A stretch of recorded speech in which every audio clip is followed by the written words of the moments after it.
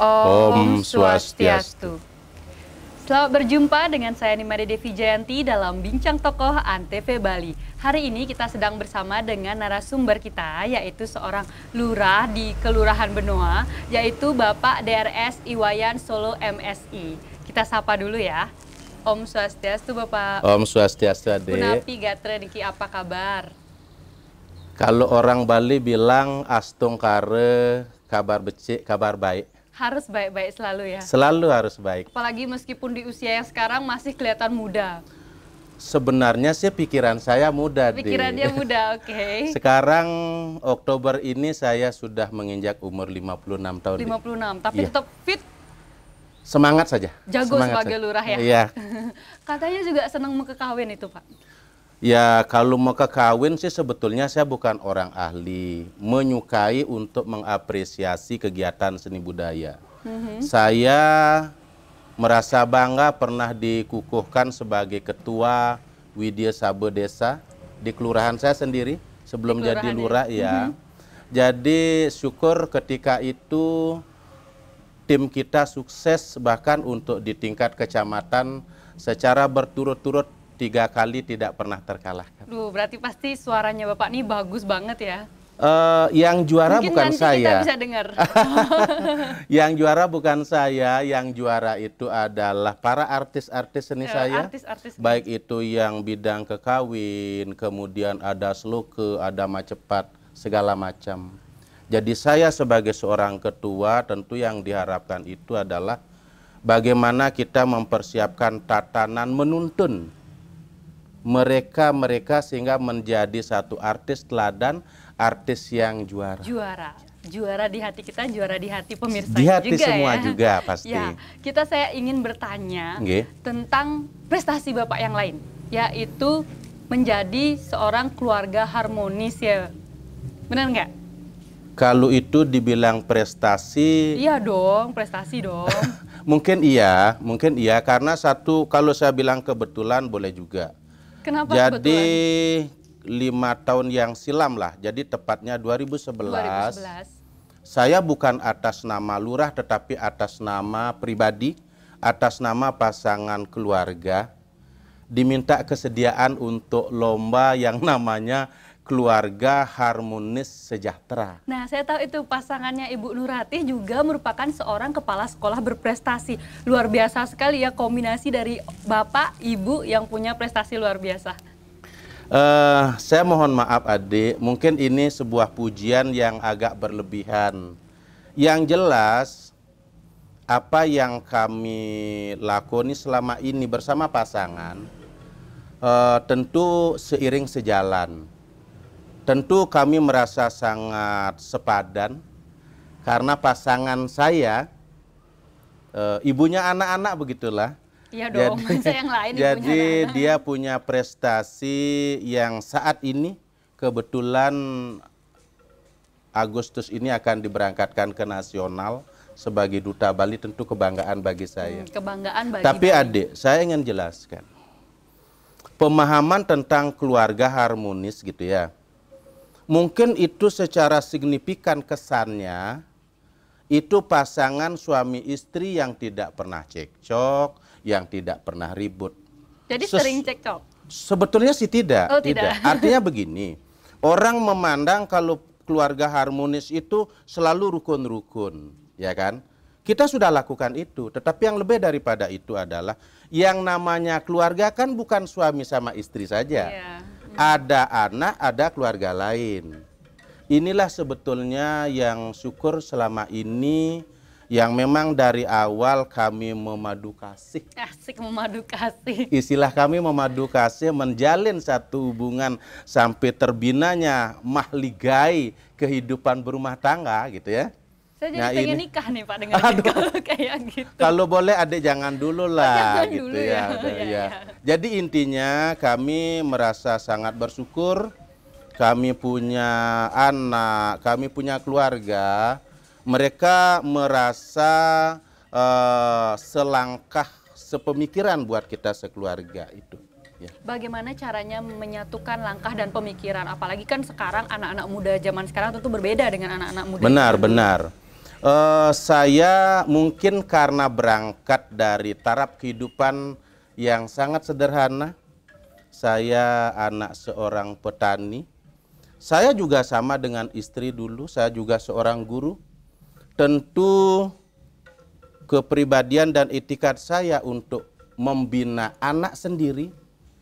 Lalu saya berprinsip, kalau kita sebagai seorang guru, kenapa kita bisa bina, kita didik, kita latih anak-anak di sekolah, terus anak-anak sendiri malah ditelantarkan. Ini kata kunci pertama loh, Dik. Oleh karena itu sedapat mungkin sejak awal saya itu bersama istri tentunya itu membina dengan satu cara, satu kata, sehingga yang namanya etika, namanya sopan santun bagi anak senantiasa. Masa iya bapaknya seorang guru, bapaknya dan ibunya juga guru, terus anaknya sendiri kok seperti ini misalnya, gitu loh ceritanya. Berarti perilaku anak yang baik juga merupakan salah satu instrumen dari keluarga yang harmonis. Oh, pasti. Tidak hanya perilaku kedua orang tuanya saja. Itu pasti. Itu, ya. Ceritanya begini lagi. Ketika kami dinilai untuk pasangan keluarga harmonis sejahtera, sampai dengan tetap kata syukur meraih predikat terbaik di nasional tahun 2011, itu sebetulnya kriterianya itu cukup banyak. Dari istri sendiri, bagaimana dia memanfaatkan alat KB itu sendiri, kontrasepsi itu sendiri. Nah kemudian bagaimana kiprah istri sendiri di rumah, kiprah istri di masyarakat. Di luar rumah, ya. Demikian juga saya sebagai kepala keluarga. Dan apakah pasangan kami berdua ini menurun enggak pada anak-anak kami, itu ceritanya. Jadi semua itu dinilai. Jadi kriterianya cukup komplit, cukup majemuk gitu.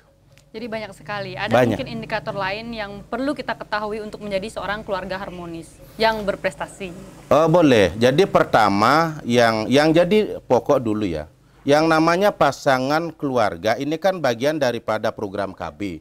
KB kan keluarga berencana. Sudahkah kami membangun keluarga ini dengan sebuah perencanaan? Ini kan pertanyaan. Lalu perencanaannya apa?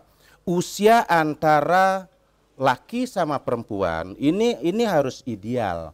Jadi minimal istri itu antara 24 ke atas, kemudian pria itu 26 ke atas. Ini ada aturan juga.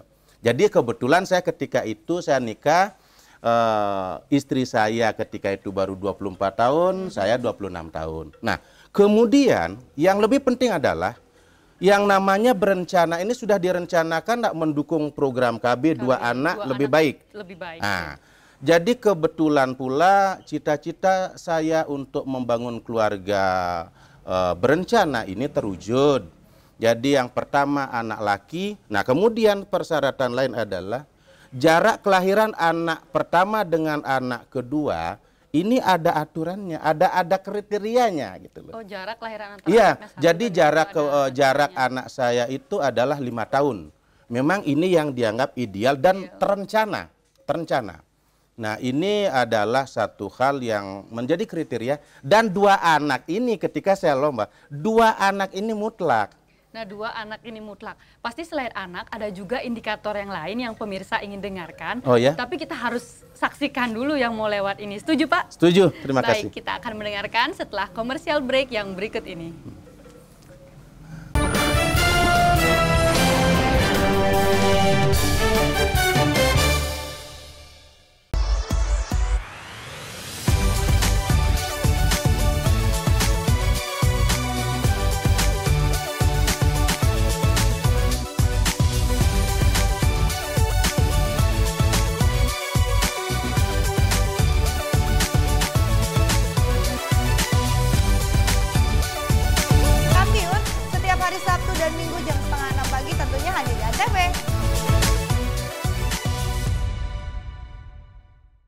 Di sini kami memberikan berita aktual dan secara langsung. Laporan langsung dan terhangat disaksikan warga dari berbagai penjuru dunia. Kita punya banyak berita seru. Paling update langsung dari lokasi. Masih terus digelar oleh Polsek Kebayoran Baru. Langsung dari Simpang Gadok, Ciawi, Bogor, Jawa Barat. Dan pastinya menghibur. Masih soal hewan nih. Misalnya Selamat Malam Indonesia pengen tahu sejarahnya. Boleh. Kenapa nyindennya nggak bawa-bawa ular? Selamat Malam Indonesia, Senin sampai Jumat jam 12 malam. Acara paling seru favorit pemirsa. Ketemu lagi The New It Bulaga Indonesia. Seru-seruan di pagi hari. 38. Cakep Dewi Kramasya, cakep. Dapat hadiah keren. Dapat jodoh keren. Ya, bosnya patah. The New It Bulaga Indonesia, Senin sampai Jumat jam 8 pagi. Antv. Pesen juri sih cuma satu. Mama, jangan sampai resep keluarganya dihancurkan oleh anak. Mama jadi harus konsentrasi. Potong apa? Jangan ngajak ngomong dulu apa? Api unggun keluar cepetan. Biar nggak tambah hancur. Ya Allah, tobat 7 turunan. Anak setan banyak apa? Dapur Mama Seru, Sabtu dan Minggu jam 11 siang. Antv.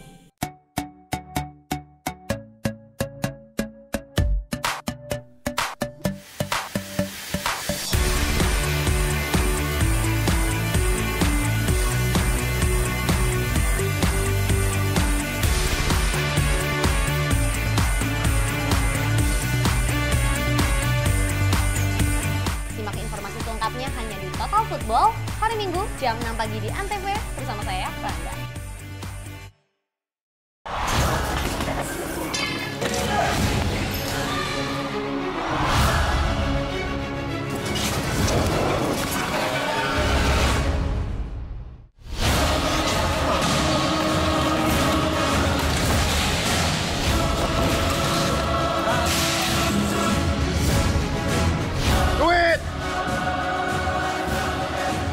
Takut. Enggak, dia lapar.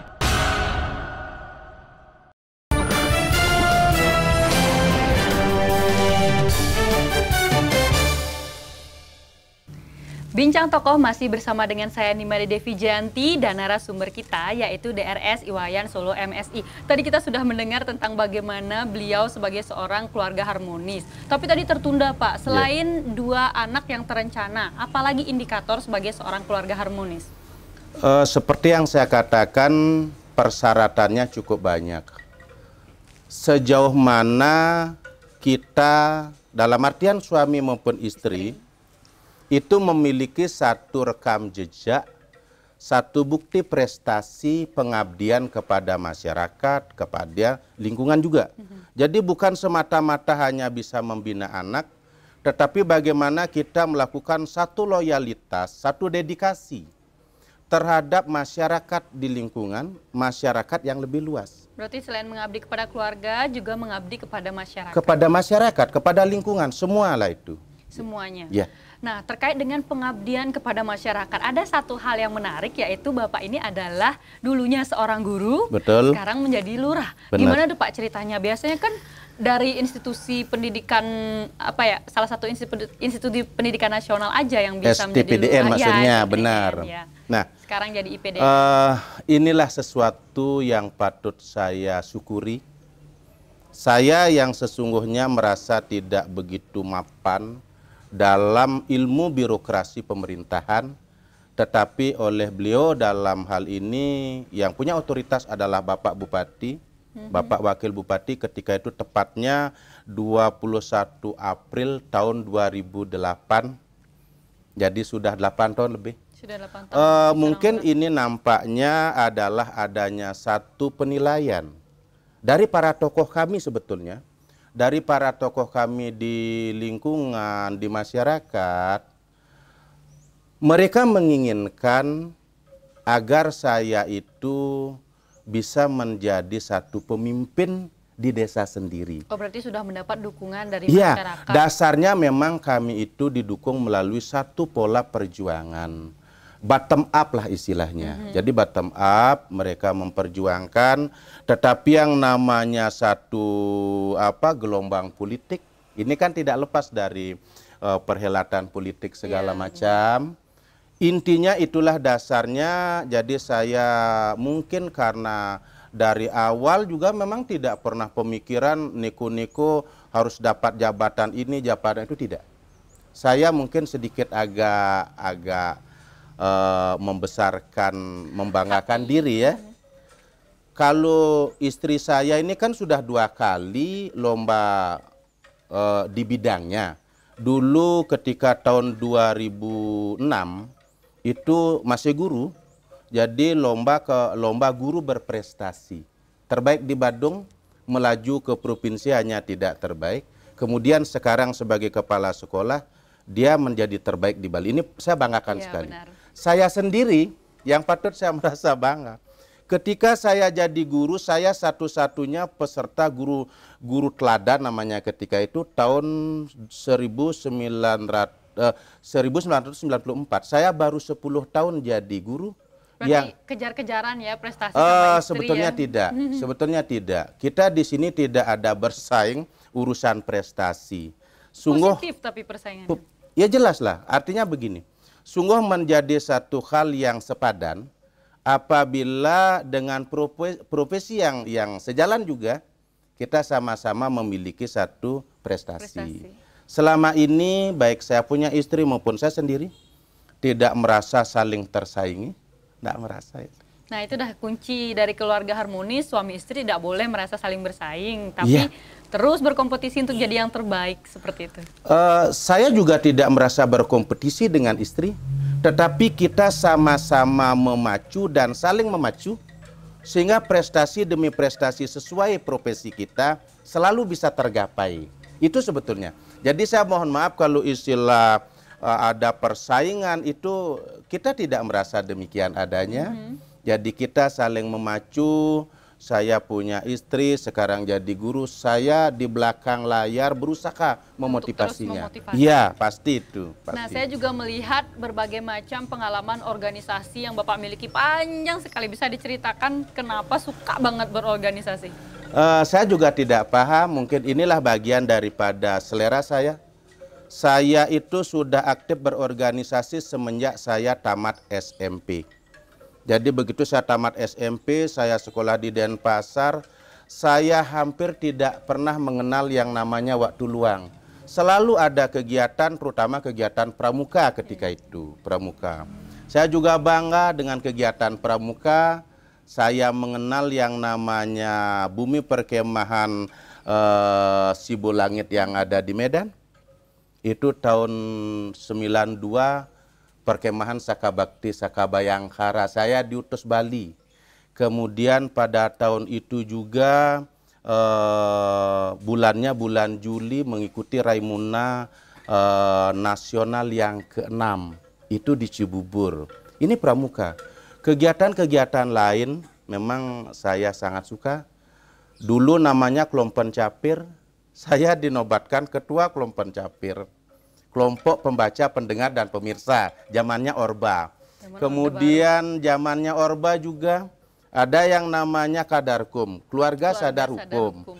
Nggak ngerti dari mana, saya juga nggak pernah niku-niku harus jadi ketua, tidak. Ada SK jadi ketua Kadarkum. Ini mohon maaf, kalau organisasi, baik itu organisasi yang bernapaskan keagamaan, budaya, saya senang. Yang olahraga pun ketika dulu lurah saya juga berperan.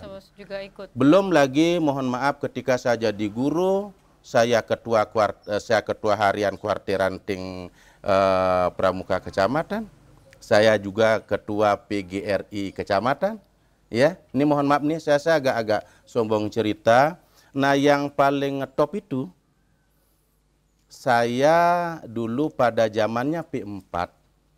Tetapi bukan saya seorang diri, saya berkelompok berdelapan. Saya sebagai ketua kelompoknya, koordinator. Bali ketika itu diwakili oleh kelompoknya kami. Itu meraih prestasi juara 1 nasional lomba simulasi P4 Saya masih ingat fotonya. Banyak sekali ya deretan ada di dari sini sejak muda ya. Ada di sini. Jadi ketika itu masih wapresnya Bapak Tri Sutrisno yang menyerahkan piala bergilirnya, sedangkan piala tetapnya Bapak Susilo Sudarman, Menpar Postel ketika itu. Berarti banyak sekali prestasinya dan juga banyak sekali organisasi. Nah, kaitannya dengan keluarga harmonis yang tadi kita bahas. Apakah Bapak yang punya banyak sekali deretan organisasi ini juga mendukung atau mendorong anak-anaknya untuk berorganisasi seperti itu? Nah, tapi Bapak harus jawabnya nanti setelah segmen yang berikutnya, oke? Baik, menarik sekali perbincangan kita. Nanti kita akan tanya-tanya lagi tentang keluarga harmonis dan kiprah beliau sebagai lurah setelah komersial break yang berikut ini.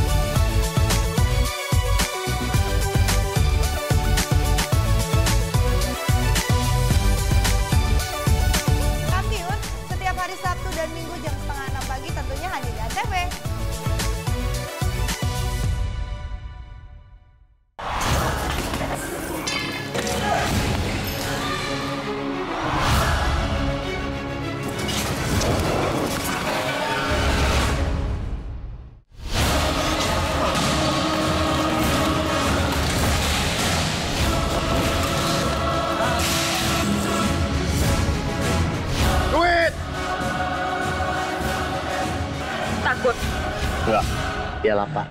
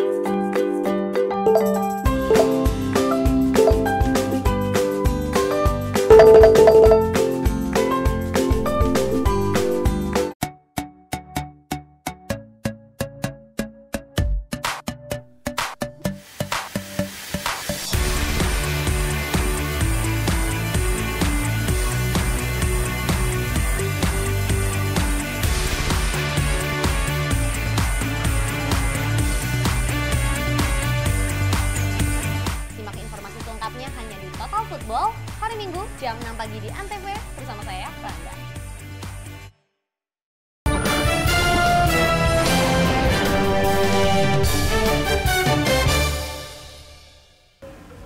Bincang Tokoh Antv Bali masih bersama dengan saya Nimade Devi Jayanti dan narasumber kita Bapak DRS Iwayan Solo MSI. Nah, tadi kita sudah membahas tentang bagaimana beliau berkiprah di bidang organisasi, tapi dengan kaitan tadi keluarga harmonis, saya ingin bertanya, apakah Bapak juga mendorong anak-anak Bapak untuk aktif berorganisasi dan gimana tuh caranya Pak? Mungkin bisa dibagi sama pemirsa di rumah. Oh, jelas. Yang pasti saya juga tidak ingin pewaris saya, anak saya ketinggalan gitu iya, kan. Harus anak terus, saya pun kegiatan di masyarakat saya dorong.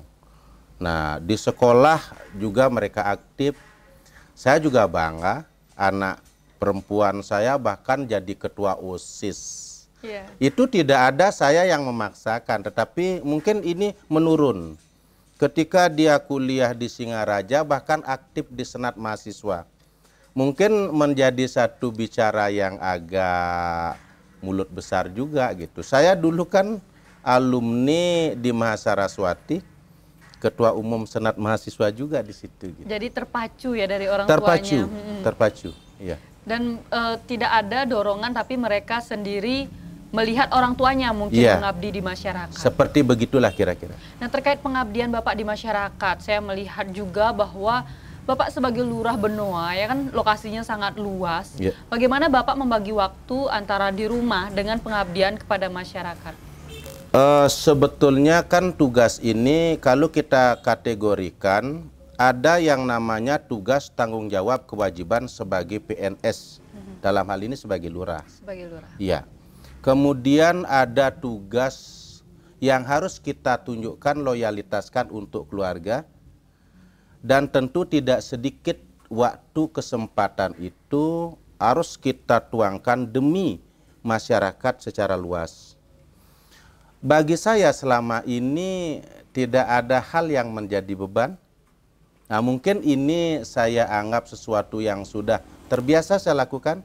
Bagaimana saya mengatur waktu kegiatan saya di rumah, di luar jam dinas, berbagai kegiatan aktivitas sosial, keagamaan, itu luar biasa.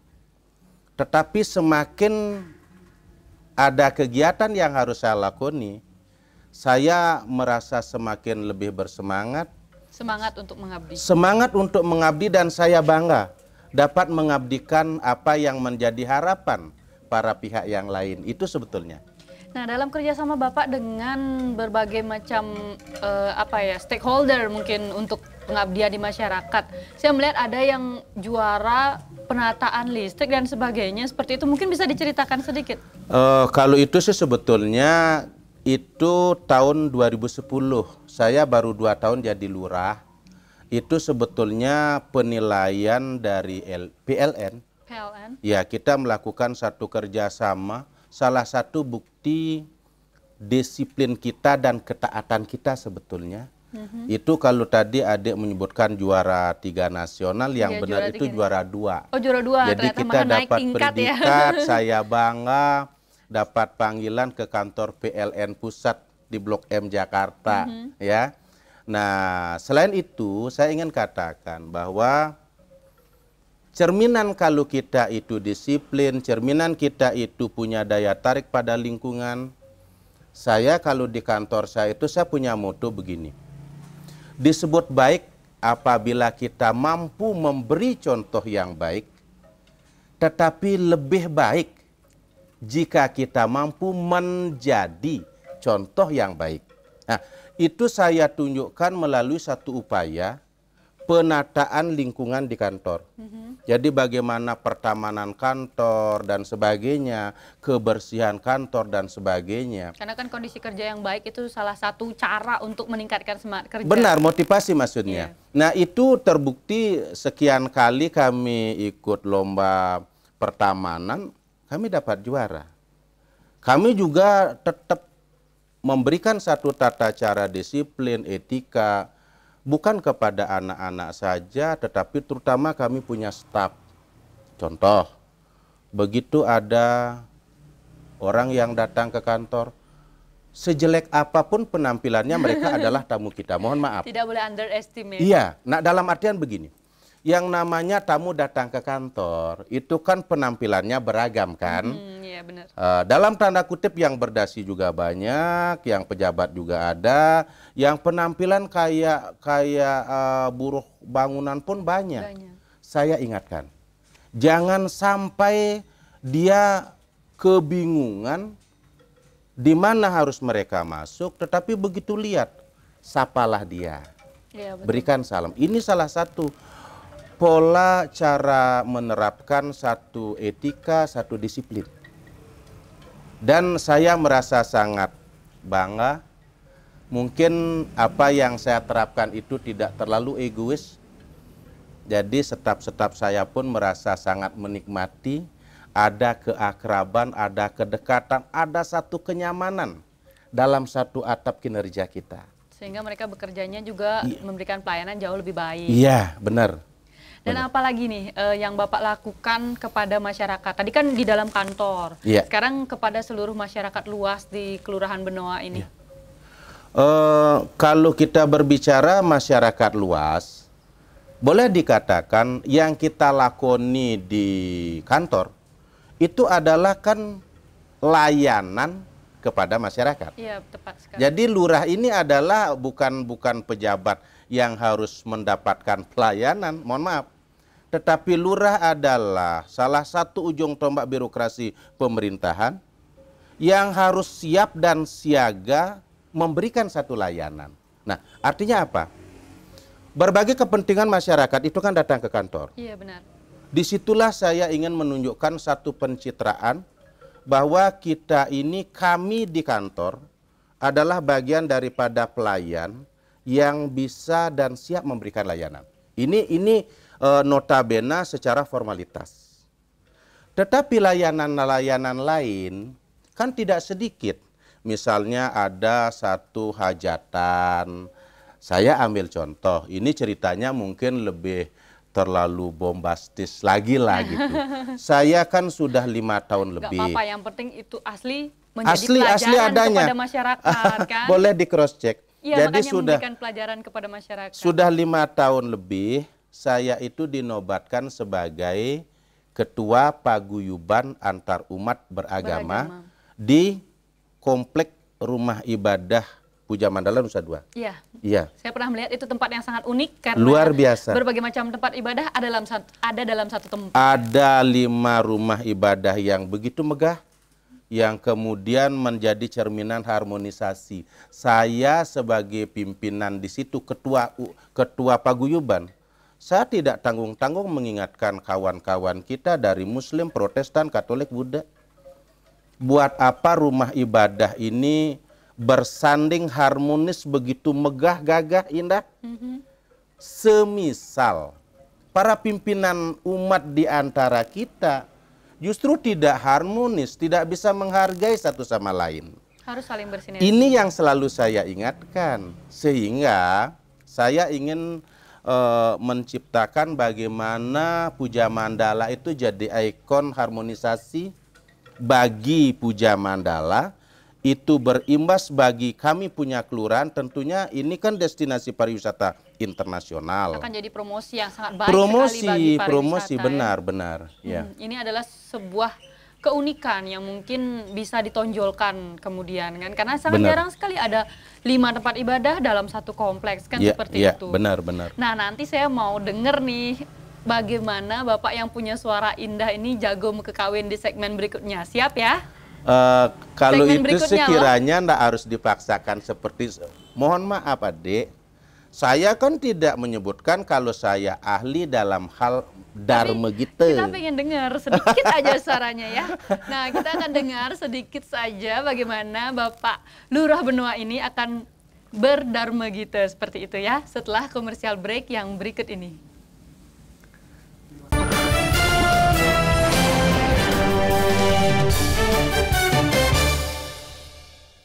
Di sini kami memberikan berita aktual dan secara langsung. Laporan langsung dan terhangat disaksikan warga dari berbagai penjuru dunia. Kita punya banyak berita seru. Paling update langsung dari lokasi. Masih terus digelar oleh Polsek Kebayoran Baru. Langsung dari Simpang Gadok, Ciawi, Bogor, Jawa Barat. Dan pastinya menghibur. Masih soal hewan nih. Selamat Malam Indonesia pengen tahu sejarahnya. Boleh. Kenapa nyindennya bawa-bawa ular? Selamat Malam Indonesia, Senin sampai Jumat jam 12 malam.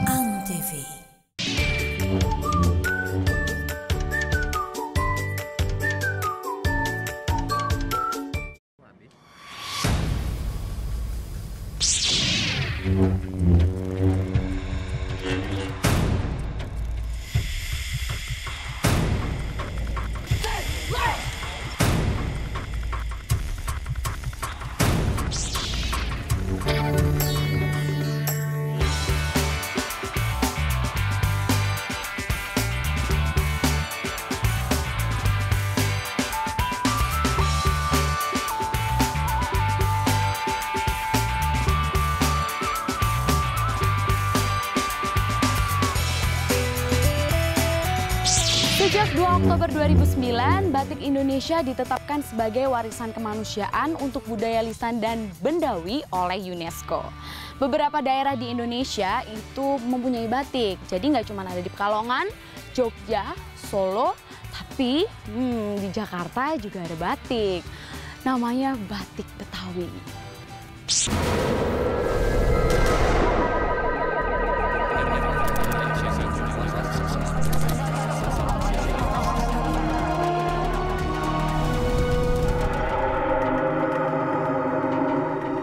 2016, status masih nggak jelas. You single, in Indonesia single. Dibuat asik aja. Bareng yang cantik dan ganteng di sini. Ayo Ting, Jessica. Aku. Cewek, siapa sih? Dijamin jadi jago ngegombal. Kelapa muda bikinin jamu. Cakep. Cowok tampan yang kamu cari sudah ada di hadapan kamu. Facebookers, Senin sampai Jumat jam 4 sore. Antv. Permintaan maaf sudah tak berarti. Maafkan kami sayang. Kami tidak berhak melakukan ini padamu. Kesempatan mungkin tak ada lagi. Pria malang itu sangat sedih. Dia meminta kesempatan lain darimu.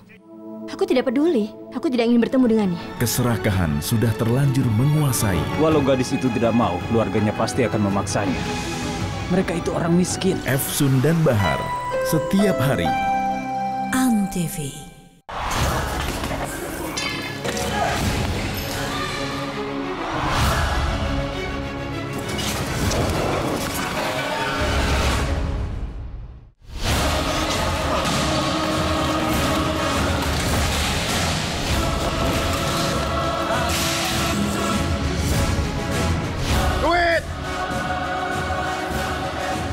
Takut. Enggak, dia lapar.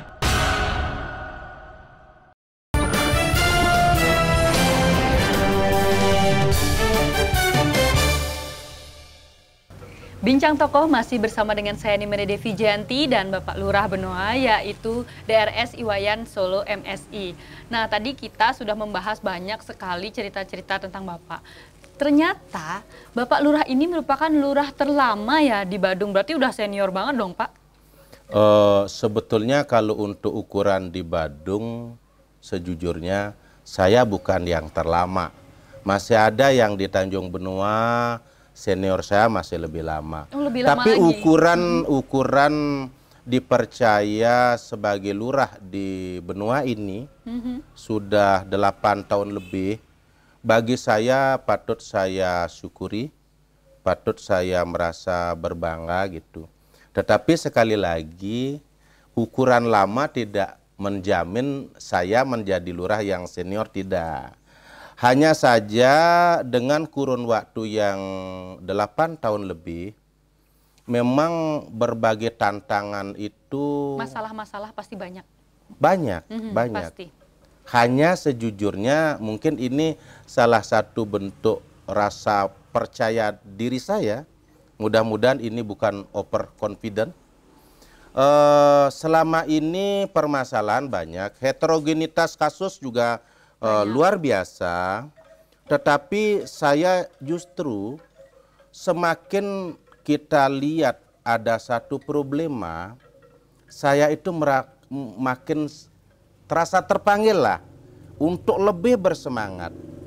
Sehingga kalau kita katakan beban, ya tidak mesti juga. Nah, lalu permasalahannya apa? Kita katakanlah pendataan penduduk pendatang. Ya, Nusa Dua kan sebagai daerah yang ya termasuk Benoa juga sebagai daerah pariwisata Betul. Yang banyak dikunjungi ya. Iya, jadi penduduk pendatang utamanya kan mereka yang klasternya adalah buruh bangunan.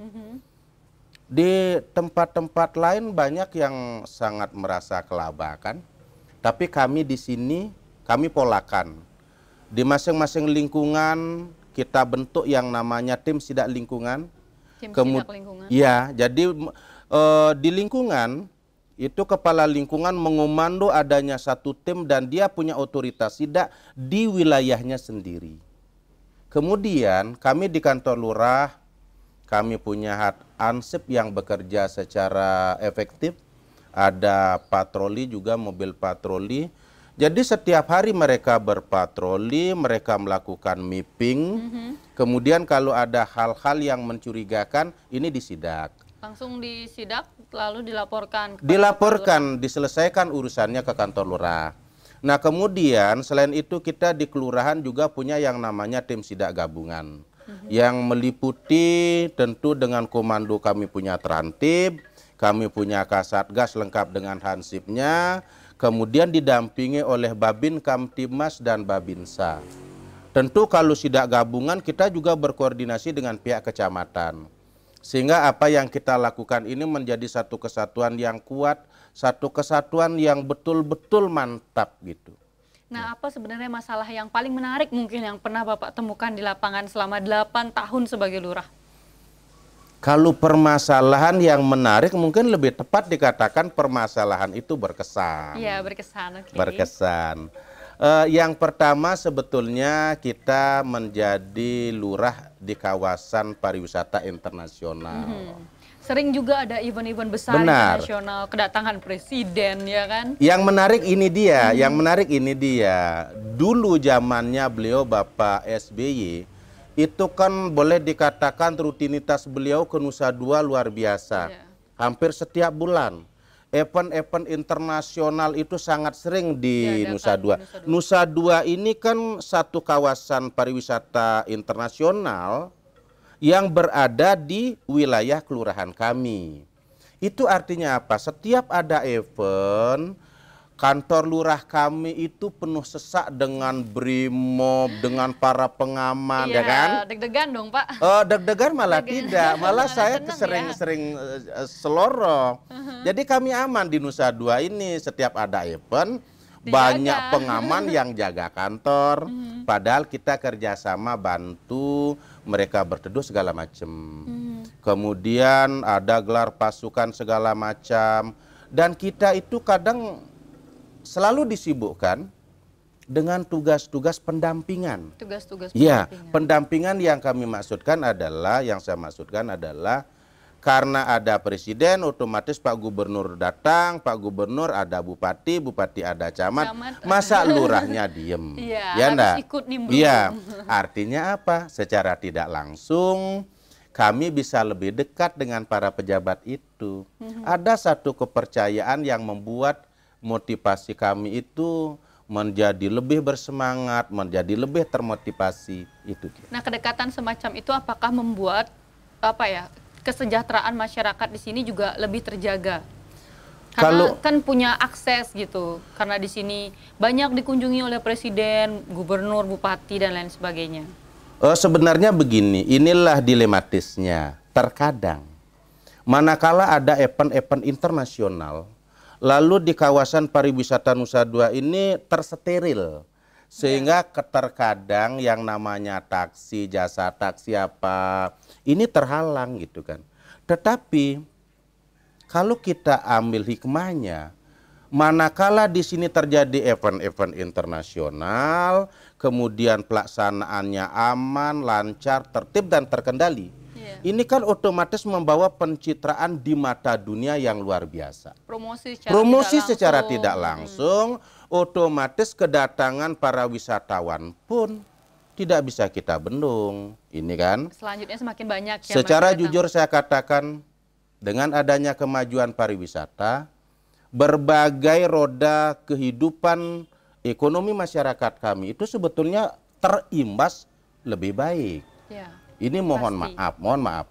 Dalam tanda kutip ingin saya ingatkan, ingin saya kesankan, ketika terjadi kasus bom Bali 1, bom Bali 2, itu terindikasi jelas yang namanya keamanan, namanya kenyamanan itu sudah porak-poranda.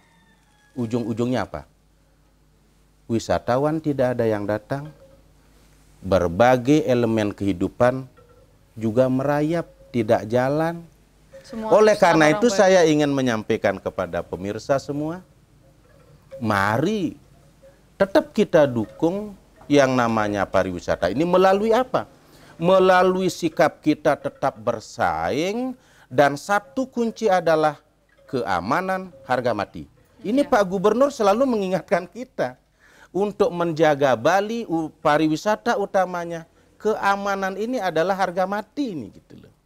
Nah, inilah saya selalu antisipasi, terutama di bagian lapisan masyarakat kami, jangan sampai terjadi satu hal-hal yang membuat rasa resah, kesan-kesan tidak aman, kesan-kesan tidak nyaman. Inilah yang senantiasa kami selalu deteksi, sehingga kesan aman, nyaman senantiasa tercipta. Dan seluruh elemen masyarakat, desa adat pun sebagai ikon Bali harus makin kuat seperti itu ya? Benar, benar Adik. Yang kami patut bangga, mungkin bukan yang jelas tidak hanya di kelurahan kami saja. Jadi di kelurahan kami ini peran desa adat, kerama adat itu sungguh luar biasa. Bahkan banyak kegiatan-kegiatan atau langkah-langkah yang dilakukan oleh pengurus adat justru ini seakan-akan lebih karismatik, lebih kalau orang Bali itu bilang metaksu. Metaksu, gitu. Ya. Metaksu Bali itu yang harus kita jaga. Benar Adik. Salah satu yang membuat Bali metaksu adalah kuatnya sistem sosial, sistem pemerintahannya itu desa adat. Benar Sekali. Ya. Dan nanti kita ingin tahu di segmen terakhir harapan-harapan Bapak ke depannya dan mungkin bercerita tentang apa saja sih yang belum dicapai oleh lurah berprestasi kita yang satu ini setelah komersial break yang berikut ini.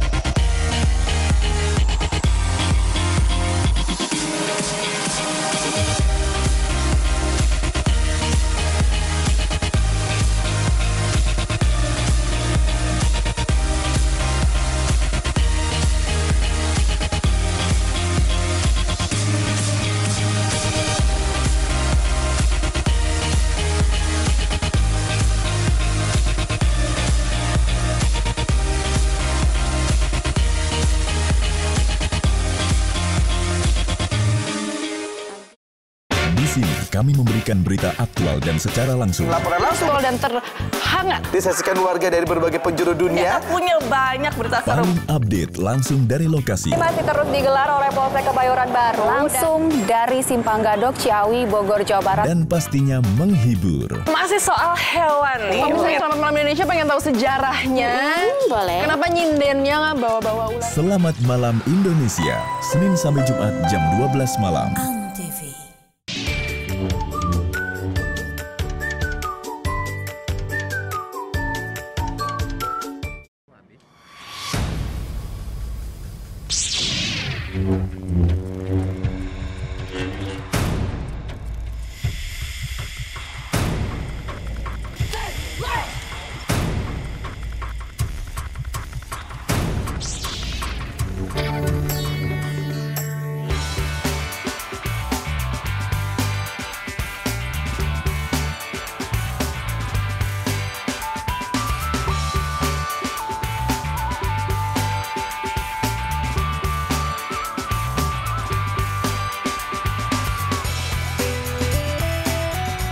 Sejak 2 Oktober 2009, batik Indonesia ditetapkan sebagai warisan kemanusiaan untuk budaya lisan dan bendawi oleh UNESCO.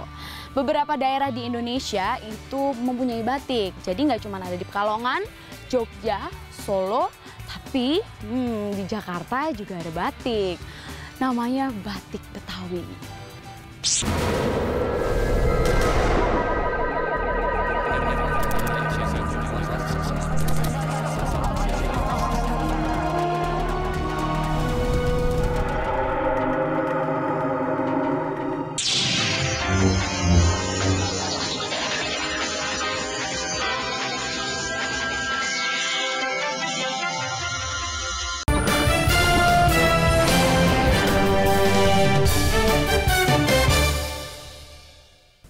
Bincang Tokoh masih bersama dengan saya Nimade Devi Janti dan narasumber kita yaitu seorang lurah Benoa yang sangat berprestasi. Nah tadi prestasinya sudah banyak, organisasinya sudah banyak, yang dilakukan ke masyarakat juga sudah banyak. Apa sih sebenarnya harapan Bapak yang mungkin belum tercapai dan ingin dicapai ke depannya? Adik, kalau boleh saya mempertegas ulang. Ya. Boleh adik menyebutkan saya lurah berprestasi, tetapi sejujurnya saya tidak merasa seperti itu. Kita yang melihat, kita yang merasakan, merasa Bapak berprestasi. Terserahlah, tetapi mohon maaf, saya khawatir nanti pemirsa menjadi tertawa manakala menonton wawancara ini. Intinya, oke lah, apapun predikat itu disebutkan. Yang jelas kalau kita berbicara tentang hal-hal yang belum kita bisa capai gitu ya. Memang hampir di mana-mana di daerah kita ini permasalahan penanganan sampah ini masih menjadi satu tantangan. Bukan berarti pemerintah Kabupaten Badung ini tidak sigap, tidak siap. Sudah berbagai dengan program beliau, apalagi dengan visi misi beliau Bapak Bupati yang baru, Bapak Giri Praste dan pasangan beliau, ini luar biasa. Tetapi guna dapat melakukan satu yang benar-benar clean, ya, ini memang menjadi satu tantangan. Kenapa? Karena adanya berbagai karakter pendatang yang datang dengan format serta pola tata kehidupan mereka yang sangat beragam. Artinya apa? Ada yang tinggal di bedeng, ada yang kontrak gudang, segala macam kan. Ya, padahal kita daerah pariwisata harus jauh lebih bersih daripada harus jauh tempat lebih yang bersih. lain. Tetapi mohon maaf, ini jangan kita anggap satu hal yang negatif. Bayangkan kalau buruh kerja itu tidak ada yang datang. Ya, nanti lebih susah, ada yang bangun-bangunan. Saya ambil contoh kemarin ini kan Lebaran. Proyek-proyek drainase yang ada di jalan, proyek bangunan untuk gedung sekolah segala macam, terpaksa ada jeda, ada stagnan. Ada hal yang harus dijedakan dulu, karena secara umum mereka yang bekerja sebagai buruh adalah pendatang. Iya, jangan kan gitu, nyari tukang lalapan aja susah, Nah, itu Pak. dia, itu dia. Lapar saya kalau malam. Jadi itulah dia, oleh karena itu begini. Bagaimanapun saya berkeyakinan ini akan selalu menjadi hal yang lebih baik. Karena kami yakin di daerah kami tidak selamanya proses pembangunan proyek ini berjalan proyek terus kan. Ya. Nanti setelah itu selesai, yakin semua bisa jalan gitu kan. Semua bisa saling bersih. Iya. Nah kemudian hal lain yang menjadi tantangan kami itu dia masalah keamanan. Tetap. Tapi syukur selama ini apalagi kebetulan kantor polseknya dekat. Itu ada di samping kantor Lurah Benoa. Jadi bisa saling komunikasi. Seolah-olah di kelurahan kami itulah polseknya, sedangkan polsek itu kan polisi sektor, yang mana levelnya kecamatan kan. Dengan kantor beliau ada di samping kantor lurah, otomatis kesan barometer keamanan itu ada di wilayah kami gitu. Ya, ini juga sangat mendukung, patut kita dukung semua. Nah tadi Adik sempat menanyakan apa yang menjadi harapan kami ke depan ya. Pertama tentu saya berharap kepada seluruh lapisan warga masyarakat, tidak hanya di kelurahan kami saja. Bali lah secara umum, ini mohon maaf agak luas, kami ingin mengingatkan bahwa yang namanya kalau orang Bali bilang unsur trihite karane ini harus benar-benar diimplementasikan, diwujud nyatakan. Apa itu? Kalau hubungan manusia dengan Tuhan, dengan ritualnya setiap saat, itu kita tidak perlu pungkiri lagi. Tidak usah diragukan lagi. Kita luar biasa sekali ya. Yang justru bagaimana komitmen kita sesama umat untuk mencermati kondisi lingkungan, ini kan? Inilah yang benar-benar perlu adanya satu kesadaran. Tapi saya mohon maaf, saya bukan berarti menuding daerah lain. Kebetulan ketika saya perjalanan 2 hari lalu ke Mandarigiri, kita sempat ke kota Malang. Ini mohon maaf, Malang itu kota yang bersih, bukan... Ya sama juga, bahkan sungai yang besar dengan ada rumahnya, kita lihat juga faktor kekumuhan itu muncul di situ.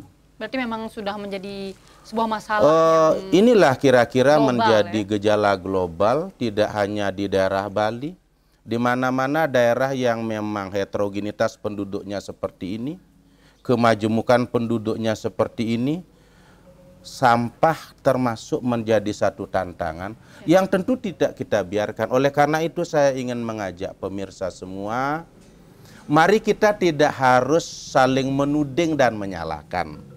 Tetapi mampu enggak kita selalu memberikan motivasi, selalu bisa memberikan pendampingan kepada para sahabat kita, tetangga kita, warga kita, minimal sadar dan cinta kasih terhadap lingkungannya sendiri. Iya, betul.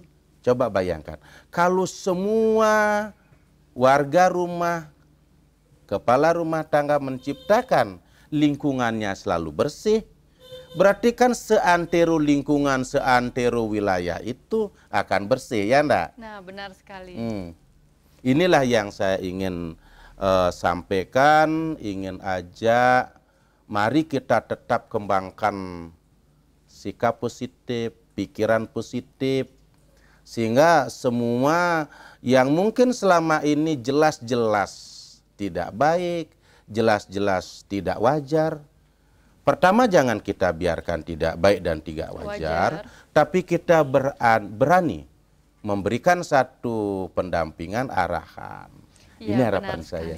Nah, itu sangat banyak sekali pelajaran yang saya dapat hari ini dan sangat menyenangkan sekali perbincangan kita selama 1 jam ini. Tidak terasa ya Pak ya? Sepertinya demikian. Iya, benar sekali. Terima kasih banyak Pak. Demikianlah tadi bincang tokoh Antv Bali. Bagaimana kita mampu menciptakan keluarga dan masyarakat yang harmonis harus dinilai dan dilakukan oleh semua pihak. Saya Nimade Devi Jayanti beserta semua kru yang bertugas mengucapkan Parame Santi. Om Santi Santi Santi Om.